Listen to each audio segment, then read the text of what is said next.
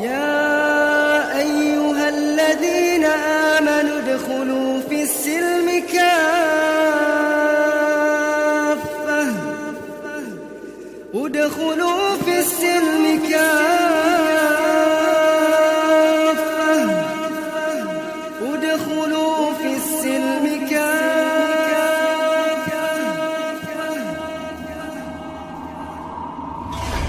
Inilah Buletin Dakwah Kafah edisi 206, 11 Muharram 1443 Hijriah atau 20 Agustus 2021 Masehi, dengan judul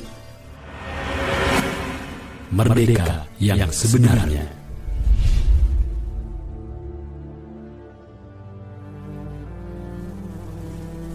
Pekan ini kita merayakan 76 tahun kemerdekaan negeri ini dari penjajahan. Dengan usia kemerdekaan 76 tahun, semestinya tujuan kemerdekaan sudah bisa diwujudkan. Namun faktanya tidak demikian. Tujuan kemerdekaan masih jauh terwujud. Eksploitasi atas negeri ini dan penduduknya masih begitu terasa. Layaknya zaman penjajahan dulu atau bahkan lebih. Saat ini rakyat terbebani beragam pajak yang mungkin lebih banyak jumlahnya dari zaman penjajahan dulu. Saat ini rakyat terbebani beragam pajak yang mungkin lebih banyak jumlahnya dari zaman penjajahan dulu. Kekayaan alam negeri ini juga belum dirasakan hasilnya untuk kesejahteraan rakyat. Sebagian besar masih dikuasai oleh swasta asing atau dalam negeri. Berbagai kebijakan juga banyak dipengaruhi atau didikte oleh asing atau oligarki. Kekayaan negeri ini juga masih banyak yang mengalir kepada pihak asing, segelintir konglomerat atau sekelompok kecil yang diistilahkan sebagai oligarki. Memang betul, penjajah tidak lagi hadir dalam secara fisik. Namun tangan-tangannya tetap mencengkram dengan berbagai mekanisme dan cara, termasuk melalui proksi-proksinya atau agen dan kompradornya. Akibatnya, terasa penjajahan itu dioperasikan justru oleh bangsa sendiri. Mungkin benar peringatan orang-orang dulu, bahwa zaman dulu lebih mudah melawan penjajah yang jelas, yakni Londo Putih. Sebaliknya, sekarang lebih sulit karena harus melawan operator penjajah dari kalangan negeri ini sendiri, yakni Londo Ireng.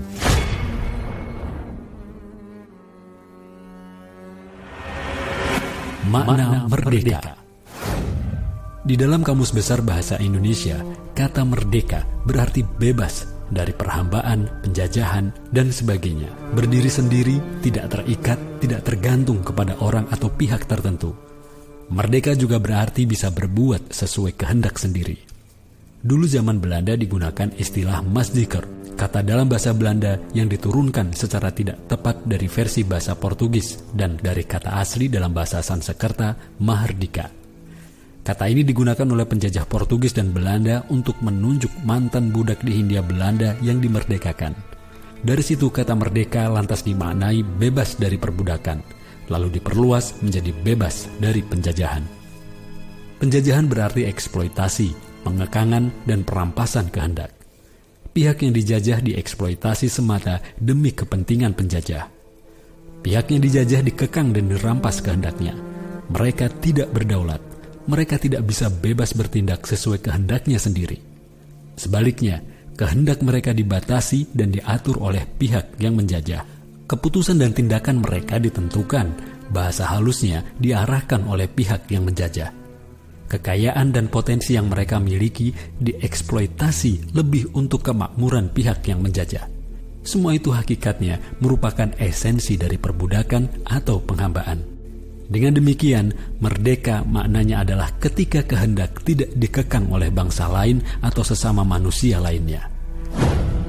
Merdeka itu ketika putusan dan tindakan tidak ditentukan dan dikendalikan oleh pihak lain, bangsa, individu, atau sekelompok individu. Merdeka itu ketika kekayaan dan potensi yang kita miliki sepenuhnya digunakan untuk kepentingan, kesejahteraan, dan kemakmuran kita. Misi kemerdekaan Islam. Islam diturunkan dengan membawa misi kemerdekaan umat manusia dalam makna yang paling jauh, yakni memerdekakan umat manusia dari penghambaan kepada sesama manusia dan dari segala bentuk penghambaan kepada selain Allah Subhanahu wa Ta'ala. Misi itu dinyatakan dalam surat Rasulullah SAW yang dikirimkan kepada penduduk Najran. Di antara isinya berbunyi, "Amma ba'du, aku menyuruh kalian untuk menghambakan diri kepada Allah dan meninggalkan penghambaan kepada sesama hamba, yaitu manusia. Aku pun menyuruh kalian agar berada dalam kekuasaan Allah dan membebaskan diri dari penguasaan oleh sesama hamba atau manusia." Misi Islam mewujudkan kemerdekaan untuk seluruh umat manusia itu juga terungkap kuat dalam dialog Jenderal Persia Rustum dengan Rib'i bin Amir yang diutus oleh Panglima Sa'ad bin Abi Waqqas radhiyallahu an setelah Mughirah bin Syu'bah pada perang Qadisiyah untuk membebaskan Persia. Jenderal Rustum bertanya kepada Rib'i bin Amir, "Apa yang kalian bawa?" Rib'i bin Amir menjawab, "Allah telah mengutus kami.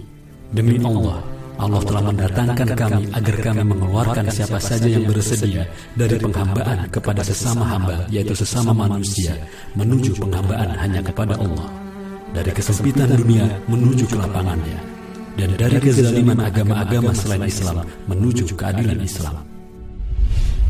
Merdeka dari belenggu hukum manusia." Islam diturunkan oleh Allah Subhanahu wa Ta'ala memang untuk memerdekakan umat manusia secara hakiki dari segala bentuk penjajahan. Penjajahan itu hakikatnya merupakan bagian dari bentuk penghambaan kepada manusia. Penghambaan kepada sesama manusia tidak hanya diartikan secara harfiah sebagai perbudakan seperti dulu.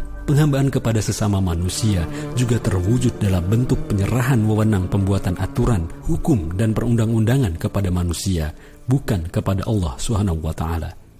Inilah yang menjadi doktrin demokrasi, kedaulatan di tangan rakyat atau manusia. Lebih parah lagi jika aturan, hukum, dan perundang-undangan tersebut diimpor dari pihak asing atau penjajah. Allah Subhanahu wa Ta'ala melukiskan penghambaan ini dalam firman-Nya di Quran Surat At-Taubah ayat 31. Mereka, Bani Israel, menjadikan para pendeta dan para rahib mereka sebagai Tuhan-Tuhan selain Allah. Makna ayat tersebut dijelaskan dalam riwayat dari jalur Adi bin Hatim radhiyallahu an. Ia menuturkan bahwa setelah Rasulullah SAW membaca ayat tersebut, Adi bin Hatim berkata, "Kami tidak menyembah atau menghambakan diri kepada mereka, namun Rasulullah SAW bersabda, bukankah mereka, para rahib dan pendeta itu, telah mengharamkan apa yang telah Allah halalkan, lalu kalian pun mengharamkannya. Dan mereka pun telah menghalalkan apa yang telah Allah haramkan, lalu kalian menghalalkannya." Adi bin Hatim lalu berkata, "Benar, Rasulullah SAW bersabda, itulah bentuk penyembahan atau penghambaan diri mereka kepada para rahib dan pendeta mereka." Hadis riwayat At-Tabrani dan Al-Baihaqi. Pada zaman modern ini, pembuatan aturan hukum menjadi jalan penjajahan atau eksploitasi yang paling mematikan. Dalam doktrin sistem politik demokrasi yang dijalankan saat ini, sekelompok manusia yang diklaim sebagai wakil rakyat diberi kekuasaan membuat aturan hukum mewakili aspirasi rakyat. Namun faktanya, dalam banyak sekali kasus, mereka lebih mewakili kepentingan mereka, kelompok mereka, dan bahkan lebih mengutamakan kepentingan oligarki para kapitalis yang menjadi cukong mereka atau pihak asing yang mengarahkan, mendikte mereka. Mereka mengesahkan aturan hukum yang lebih menguntungkan oligarki, para kapitalis cukong, dan pihak asing meski banyak ditentang oleh rakyat dan lebih merugikan rakyat. Dengan jalan pembuatan aturan hukum itulah sekelompok kecil manusia bisa membatasi dan mengatur kehendak manusia lainnya. Masyarakat dikekang untuk menyampaikan aspirasinya. Masyarakat juga dibebani dengan berbagai pajak dan pungutan lainnya. Pada saat yang sama, kekayaan alam yang sejatinya milik mereka justru dikuasakan kepada pihak asing dan para kapitalis cukong. Islam bisa membebaskan masyarakat dari semua penghambaan dan penjajahan dan eksploitasi modern itu. Caranya dengan mengembalikan hak membuat hukum kepada Allah Subhanahu wa Ta'ala, mengembalikan kedaulatan kepada syariah.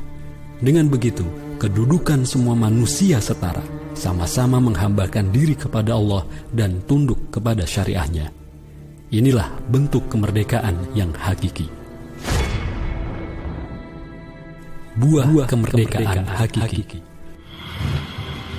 Dalam Quran Surat Ibrahim ayat 1, Allah Subhanahu wa Ta'ala berfirman, Alif Lam Ra, Inilah kitab yang kami turunkan kepada kamu, supaya kamu mengeluarkan manusia dari gelap gulita menuju cahaya terang benderang dengan izin Tuhan mereka, yaitu menuju jalan Tuhan yang Maha Perkasa lagi Maha Terpuji.